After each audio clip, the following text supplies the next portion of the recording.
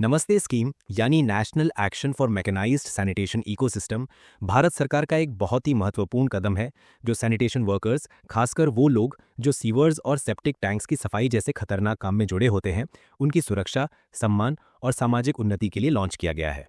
इस स्कीम को 2022 में एक सेंट्रल सेक्टर स्कीम के रूप में शुरू किया गया था, जिसका मतलब है कि इसका पूरा खर्चा केंद्रीय सरकार उठाती है। नमस्ते स्कीम को दो मंत्रालय मिलकर लागू कर रहे हैं, ministry of housing and urban affairs MOHUA और ministry of social justice and empowerment MOSJE। इस स्कीम का मूल उद्देश्य है कि सीवर्स और सेप्टिक टैंक्स की सफाई में मैनुअल और अनसेफ तरीके बिल्कुल खत्म किए जाएं और इनकी जगह मैकेनाइज्ड और सेफ टेक्नोलॉजी का यूज हो। ये स्कीम सैनिटेशन वर्कर्स के लिए एक फॉर्मल, ट्रेंड और सिक्योर इकोसिस्टम बनाने का लक्ष्य रखती है। 2023-24 के फाइनेंशियल ईयर के लिए इसके लिए 100 करोड़ रुपए का बजट एलोकेट किया गया है और इसे देश के सभी अर्बन लोकल बॉडीज तक पहुंचाने की कोशिश की जा रही है। अब बात करते हैं नमस्ते स्कीम के मुख्य गोल्स की। सबसे पहला लक्ष्य है कि सैनिटेशन वर्क के दौरान कोई भी मौत ना हो, यानी किसी को भी जहरीली गैस से भरे मैनहोल्स या सेप्टिक टैंक्स में जाने की जरूरत ना पड़े। दूसरा गोल यह है कि हर सैनिटेशन वर्कर ट्रेंड और स्किल्ड हो और किसी भी हाल में किसी इंसान का डायरेक्ट कॉन्टैक्ट ह्यूमन वेस्ट से ना हो। तीसरा मकसद है सैनिटेशन वर्कर्स को एम्पावर करना, उनके सेल्फ हेल्प ग्रुप्स बनाकर उन्हें सैनिटेशन बेस्ड बिजनेसेस शुरू करने के लिए एनकरेज करना। इसके अलावा स्कीम का एक इंपॉर्टेंट एस्पेक्ट है पब्लिक अवेयरनेस, जिससे लोग और इंस्टीट्यूशंस सिर्फ रजिस्टर्ड और ट्रेन्ड वर्कर्स की ही सर्विसेज लें। अगर हम इस स्कीम के की कंपोनेंट्स और एक्टिविटीज देखें तो सबसे पहला काम होता है सीवर और सेप्टिक टैंक वर्कर्स की पहचान करना, जिन्हें SSWs कहा जाता है।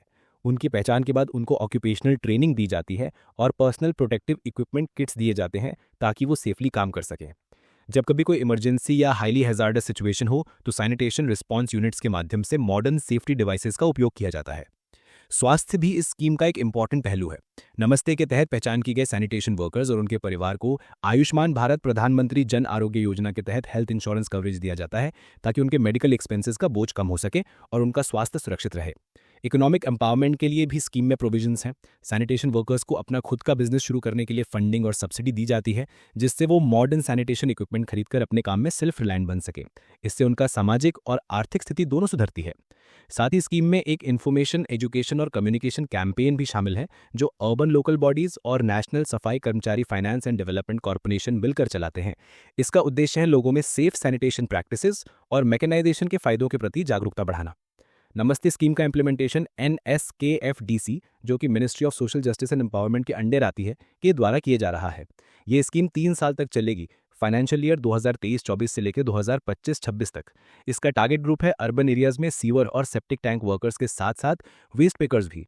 हाल ही में union minister for social justice ने सैनिटेशन वर्कर्स को PPE किट्स और आयुष्मान हेल्थ कार्ड्स डिस्ट्रीब्यूट किए, जिससे सरकार के इस कमिटमेंट का प्रमाण मिलता है कि मैनुअल स्कैवेंजिंग खत्म करने और सैनिटेशन वर्कर्स की जिंदगी सुरक्षित बनाने के लिए वो पूरी तरह से प्रतिबद्ध है।